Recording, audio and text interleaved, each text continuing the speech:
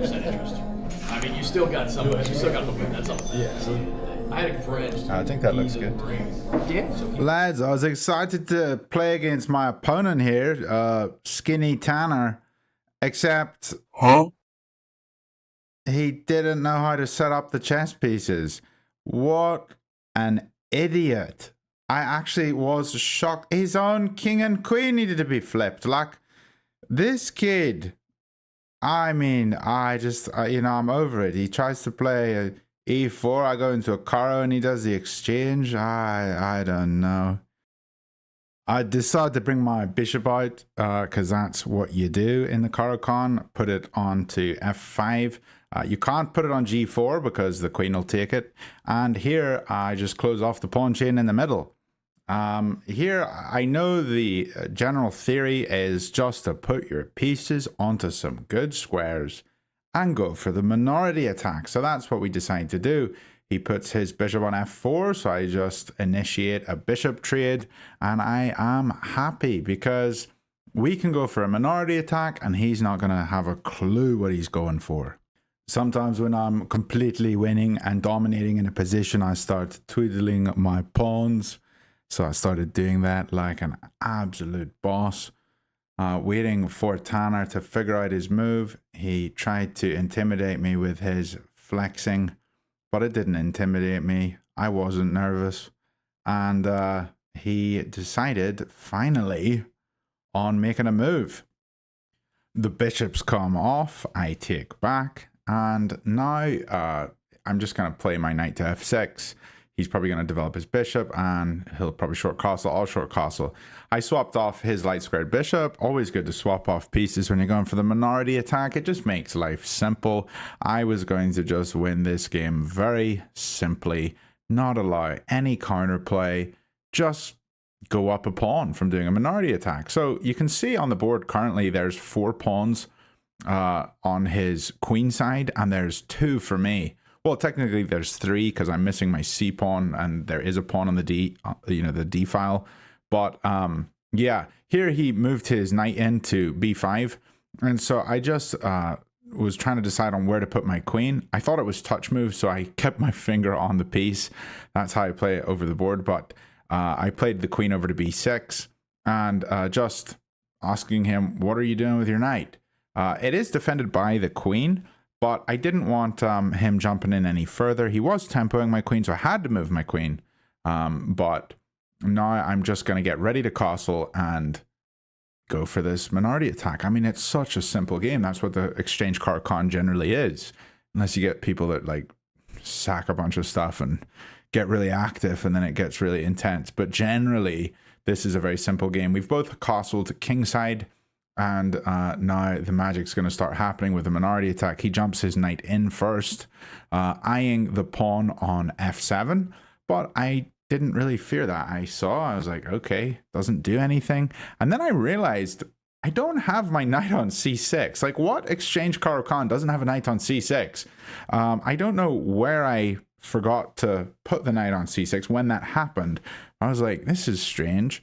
So I put my knight onto c6 fairly promptly here, seeing my inability to have already done that in the game.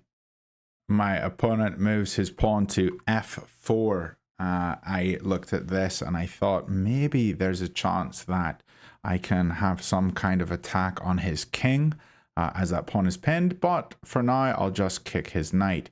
He immediately took my knight on c6, which was quite interesting. I thought he would move his knight on the b file backwards. But yeah, then I was going to have a chance to move my c6 knight. So I guess he just wanted to get rid of it. And here I was trying to decide, how do I recapture? Generally, when you go for a minority attack, you don't want to capture with the b pawn because that leaves an isolated pawn on the a file. So I wasn't super keen on doing that. I also didn't really want to move my queen. I thought it looked good on the diagonal against the enemy king. So for that second reason, I took with the pawn, giving myself an isolated pawn on a6, but still having a queen that I thought was more active. He pulled his knight back to c3, and now I was trying to decide, should I take the pawn on b2? It looks like a free pawn, but then he's got rook b1. I have to go queen a3, and this is what happens.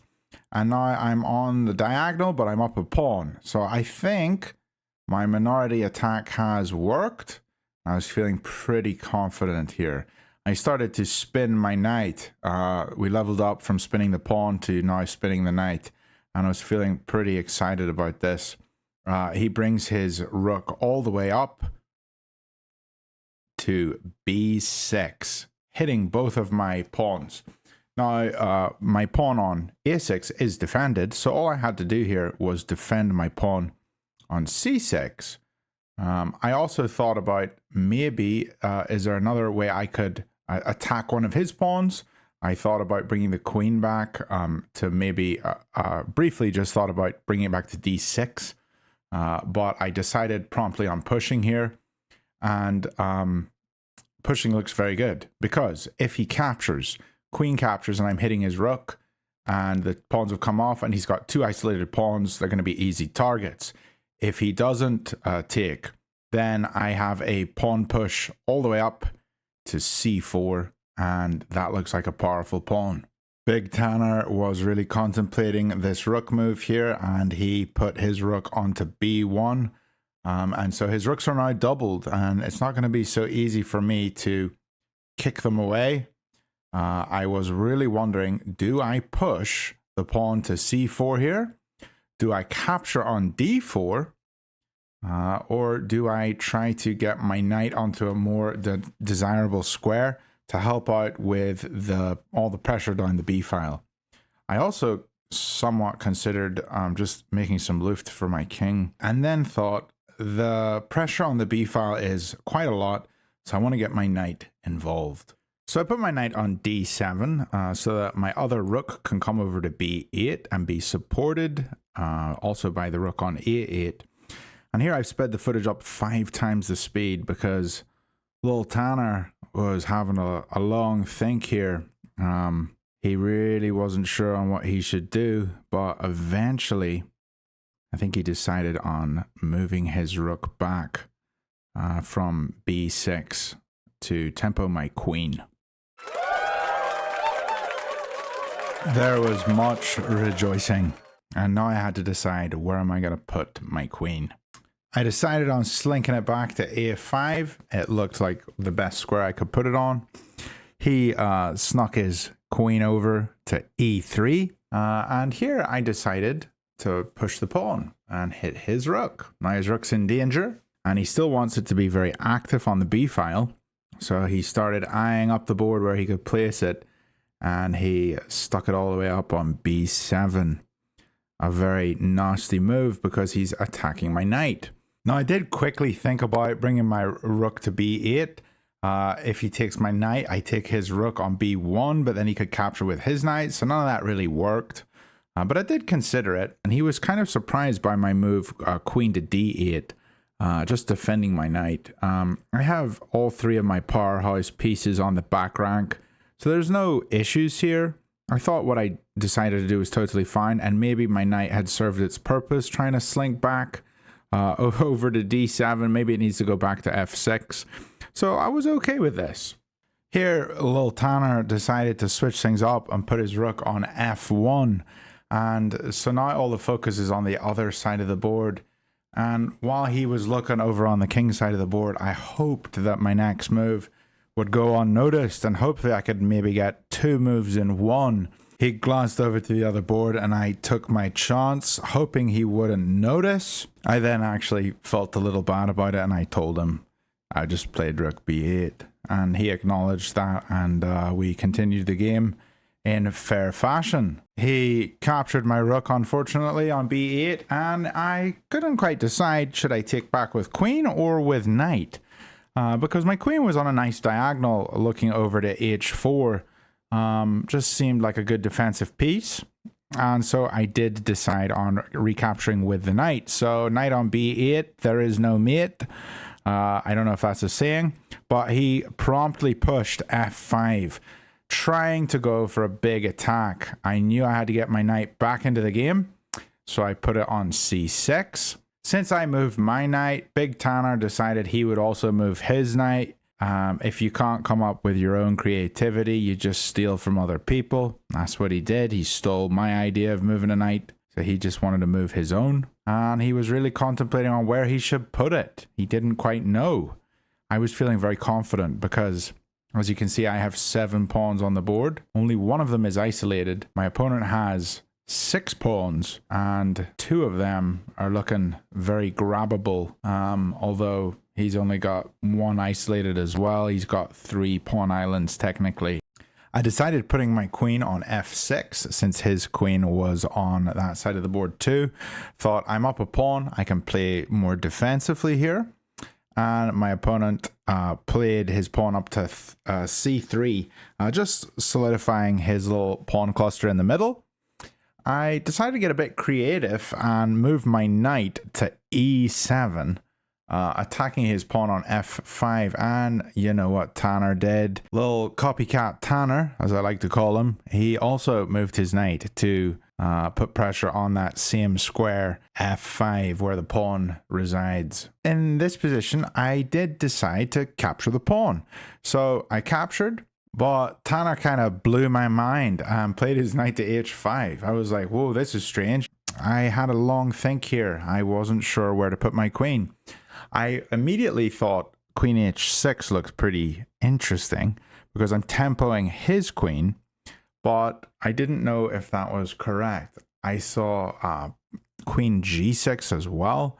Didn't look the most appealing. And I ultimately decided on queen e6, and e6 I'm still defending the pawn, and so then he moved his queen in. g5. Wasn't liking the pressure here. However, he did only have 2 attackers on the f pawn, so I felt like I was up still 2 pawns in the position. I thought I can quite easily trade pieces down here if I just put my queen on g6. That was my main move in the position that I was really thinking about. If I don't block or defend the g7 square, it is checkmate. And so I pretended to reach for my a6 pawn, which Tanner found amusing because I would blunder checkmate in 1. Who does he think I am? Does he really think I'm going to blunder checkmate in 1? Come on, man. I'm better than that. Ultimately, I decided on moving my queen over to h6, which is probably the move I should have done on the last turn. Here I was hitting his queen, so he didn't want a queen trade, so he pulled back. I was totally fine with the queen trade because I was up 2 pawns, and so I thought I'll get a wee bit more active here. So I threw a check in, hitting his king on g1, and here he could either block or he could move his king. He opted for the second, moving his king into the corner. And now I thought, like, I can very easily go after some of his other pawns. He's not threatening checkmate or anything. However, he is hitting my knight on e7. So I do have to still watch that knight. So I thought, if I just move my queen forwards to e2, I'm actually hitting his knight and I'm hitting his pawn. However, I didn't want to risk anything. I thought, I can also just move my knight safely to g6, tempoing his queen. His queen's going to have to move somewhere, and then I can maybe go to e2 and look at the a2 pawn. Tanner moved to g3, hitting my queen, and I knew here I can take his queen, and I'm up 2 pawns. I'm going to be doing totally fine in an endgame. So I just decided for it. Honestly, I think this was a mistake. I think in the future, I need to just keep pieces on when I'm ahead and not be so eager and willing to just trade off quickly, because my queen was more active than his was, and I think I could have done quite well just running around the board mopping up his pawns. He doesn't have a checkmate, my king's well defended, so I could have been totally fine. Was surprised when he doubled his pawns here. I retreated my knight to e7, trying to get onto a good square, and he attacks my knight here. Now this position was a little frustrating because my knight's in danger, but also I want to attack his pawns and get it to a good square. It just didn't feel like the most obvious here on exactly where to place. And here he attacks my pawn on d5. My knight can defend, but this is not optimal here. So I thought about putting my knight on b6 just to defend the pawn. I also thought about moving my rook to d8 to defend the pawn. So I ultimately went with knight to b6. I thought it was a little more active. Now he could tempo my knight, and that's exactly what he did. Rook b1. And here I decided on either, well, I was trying to contemplate between playing rook b8 just to defend my knight, or give up the pawn completely. And I thought giving up the pawn completely might be better. Then he gets my pawn, I get his pawn. I'm already up 2 pawns, so I should just chase his pawn. So he took, I attacked his knight, removing his defender of his c3 pawn. So now his knight has to move. He moves for check, so I can move my king over. He moves, hits my rook. So now I have to move my rook before I can take his pawn on c3. But I was also considering here just attacking his rook. So knight takes c3, hitting his rook. It just seemed better to keep the tempo here, attacking his knight. His knight can't defend his pawn and has to move here. Now, he could defend his pawn with his rook by going rook to c1, which I thought was very interesting. He touched his piece, and I told him, touch move, brother.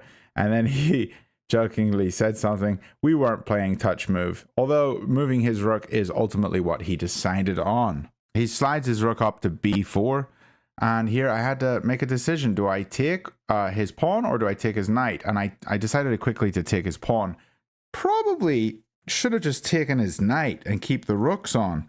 I didn't really like this position, and especially after taking on b2, now my rook's trapped on the rim, and you all know a knight on the rim is dim. And I started to feel a bit uncomfortable with this. I thought I'm going to have to move my king in, get my pieces centralized. I thought I'm completely winning here. I'm up 2 pawns, so I should be totally winning, but it was a little bit awkward.